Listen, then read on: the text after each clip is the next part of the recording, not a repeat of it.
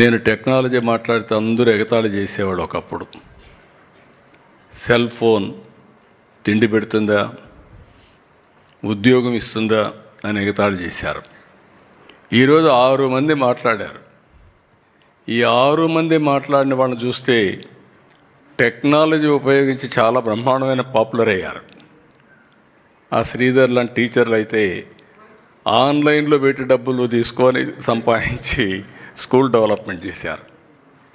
నాకు అందుకే ఇప్పుడు ఒక ఆలోచన వచ్చింది, మీరు వస్తూ ఉంటే మీరందరూ ప్రతి ఒక్క స్కూల్లో ఒక సోషల్ మీడియా ప్లాట్ఫామ్ ఒకటి పెట్టి మీరు చేసే పనులన్నీ సోషల్ మీడియాలో పెట్టి మీ పాత స్టూడెంట్స్ని మిగిలిన వాళ్ళని మీ ప్రాంతంలో ఉండే ప్రజలను కూడా దాంట్లో కానీ ఇన్వాల్వ్ చేసి చేయగలిగితే మీ స్కూల్కి ఎంత డబ్బులు కావాలంత డబ్బులు వస్తుంది, ఎంత నాలెడ్జ్ కావాలంత నాలెడ్జ్ వస్తుంది. సక్సెస్ అయిన పిల్లలను కూడా అల్యూమ్నా పిలిపించి కానీ మాట్లాడిస్తే వీళ్ళకి స్ఫూర్తి కూడా వస్తుంది. ఎప్పుడన్నా వచ్చినప్పుడు నెలకొకసారి 1 గంట 2 గంటలు వాళ్ళ దగ్గర కూడా టీచ్ చేయించగలిగితే, వాళ్ళ అనుభవాలు చెప్పగలిగితే బ్రహ్మాండంగా ముందుకు పోయే పరిస్థితి వస్తుంది. ఇక్కడ నేను మిమ్మల్ని కోరేది ఏంటంటే, నాకు ఒక అంబిషియస్ ప్లాన్ ఉంది. 2016లో మనకు రాష్ట్ర విభజన జరిగింది.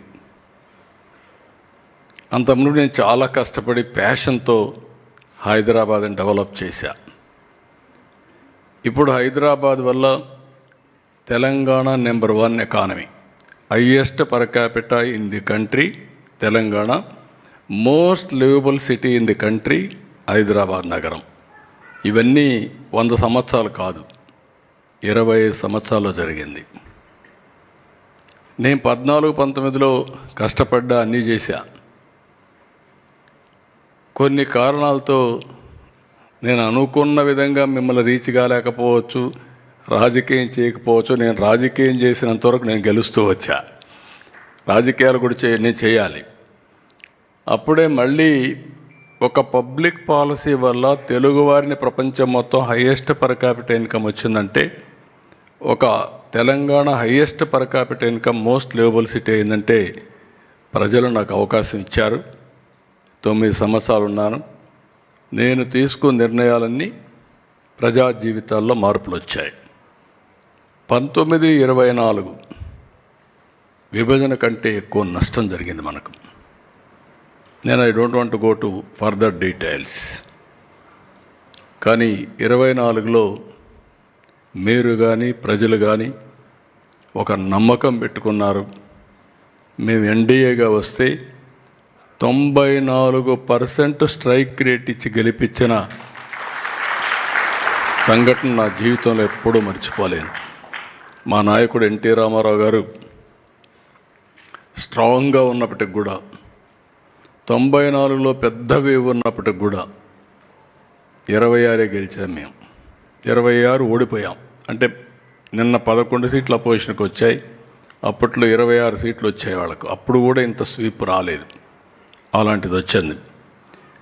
అయితే ఈరోజు నా ఆలోచన ఏంటంటే, ప్రధానమంత్రి గారు నిన్న కూడా మీరు చూశారు, జిఎస్టీ రిఫార్మ్స్ తీసుకొచ్చారు. 5-18% ట్యాక్సేషన్కి వచ్చింది. 91లో ఆర్థిక సంస్కరణలు వచ్చాయి. 95లో ఐటీ రెవల్యూషన్ వచ్చింది. దాన్ని మనం అడ్వాంటేజ్ తీసుకున్నాం. ఆ తర్వాత మనకు డెమోగ్రఫిక్ డివిడెంట్ అడ్వాంటేజ్ వచ్చింది. సౌత్ ఇండియా ఇప్పుడు డిమినిష్ అవుతాం, మనం తగ్గుతూ వస్తూ ఉంది. అందుకే నేను ఇప్పుడు పాపులేషన్ మేనేజ్మెంట్ కూడా చెప్పాను. మీరు టీచర్స్ కాబట్టి మీకు ఐడియా ఉంటుంది. మీ స్కూల్లోనే 14 సంవత్సరాలు ఉండే పిల్లల సంఖ్య తగ్గుతూ వస్తూ ఉంది. చాలా దేశాలు ఈరోజు ఈ సమస్యను ఎదుర్కొంటున్నాయి. అందుకే నేను పాపులేషన్ మేనేజ్మెంట్ గురించి మాట్లాడాను. ఇంకొక పక్కన మీరు ఒకసారి చూస్తే నెక్స్ట్ జనరేషన్ రిఫార్మ్స్కి ముందుకు వెళ్తున్నాం. ఈరోజు ఏదైతే జిఎస్టీ రిఫార్మ్ వచ్చిందో దీనివల్ల వినియోగదారుల జీవితాల్లో చాలా వరకు వెసులుబాటు వస్తుంది, ఖర్చులు తగ్గుతాయి, అందులో పర్చేసింగ్ కెపాసిటీ పెరుగుతుంది వీళ్ళందరికీ. ఇంకొక పక్క మీరు చూస్తే ఇండస్ట్రీ కూడా డెవలప్ అవుతుంది.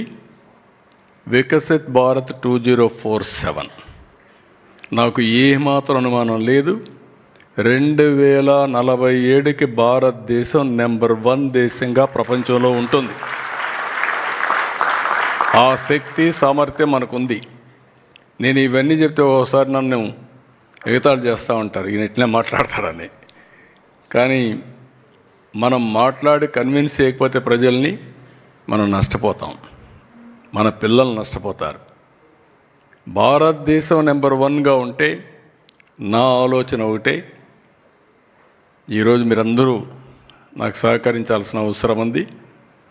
ప్రపంచంలో తెలుగు జాతి నెంబర్ 1గా ఉండాలని నా సంకల్పం, నా ఆలోచన, నా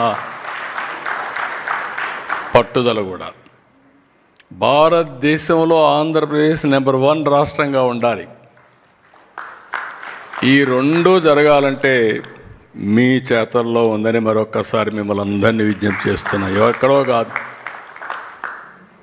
ఆ రోజు ఒక సంకల్పం చేశాం, 25 ఏళ్ళు సాధించాం.